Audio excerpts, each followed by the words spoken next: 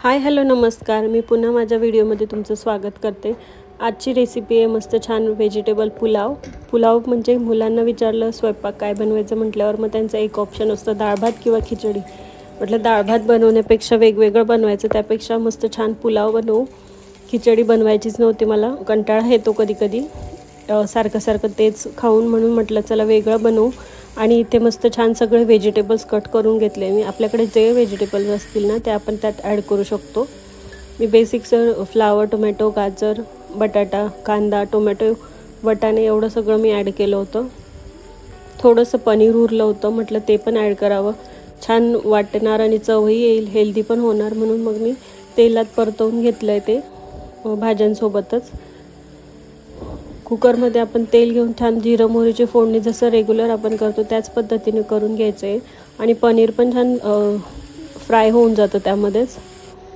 भाज्या छान मिक्स झाल्या आणि फ्राय करून झाल्यानंतर बिर्याणी मसाला घेतला होता मी। बिर्याणी मसाला माझ्याकडे आधीच होता एव्हरेस्टचा, तोच मी ॲड केला आहे, अर्धा चम्मच घेतला आहे। हळद घ्यायची, बेसिक मसाले मी ॲड करणार आहे, जास्त एक्स्ट्रा काहीच करत नाही आहे। धणेपूड, लाल तिखट आणि चवीपुरता मीठ पण मी इथेच टाकून घेणार आहे। छान परतवून घ्यायचं आहे ते पण, मीठ टाकल्यानंतर अजून परतवून घ्यायचं आहे। टोमॅटो मी लास्टला टाकले होते कारण की जास्त मॅश होऊन जातात ते, मला टेक्स्चर पाहिजे होतं म्हणून मी सगळ्यात शेवट टोमॅटो टाकले होते। थोडंसं 2 ते 3 चम्मच पाणी टाकून मी ते मसाला परतवून घेणार आहे कारण की जळून जातात ते मसाले, म्हणून मग मी थोडंसं पाणी ॲड केलं आणि परतवून घेतलं।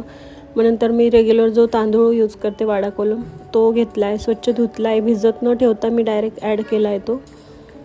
तुम्ही इथे बिर्याणी राईस किंवा मग पुलावचे जे तांदूळ असतात लांबले ते घेऊ शकतात, पण मला सिम्पलच ठेवायचं होतं म्हणून मग मी असंच घेतलं। आणि हा राईस एकदम छान शिजतो पण आणि मऊ लागतोय, छान चव येते याची, म्हणून आम्ही हाच वापरतो आणि तोच मी इथे ॲड करून घेतला आहे। वरतून गरम पाणी ॲड केलं आहे, गरम पाण्याने छान उकळी पटकन येते आणि चवही बिघडत नाही।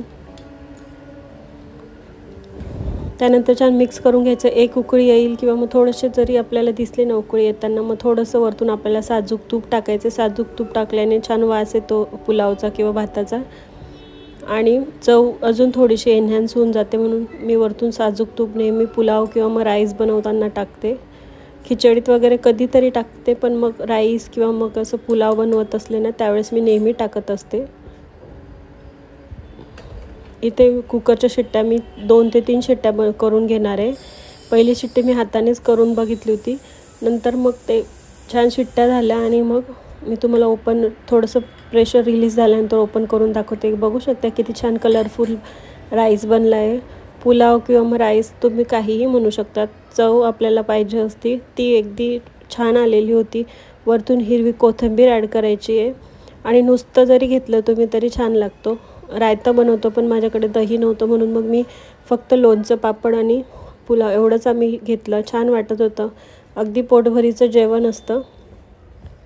हेल्दी मील ऑप्शन असं आपण म्हणू शकतो, 1 पॉट मील, पटकन होतं आणि तामझाम करायची गरज नसते।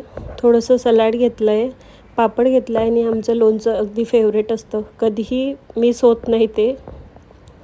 माझ्याकडे 2 प्रकारचे लोणचे आहेत, एक लिंबूचं आणि एक कैरीचं। आम्ही लोणच्याचे खूप मोठे फॅन आहेत म्हटल्यावर रेग्युलरली आमच्या ताटात ते असणारच असतं। Thank you for watching. कसं वाटलं तुम्ही मला नक्की सांगा, आणि 1 पॉट मील म्हटल्यावर तर प्रश्नच येत नाही।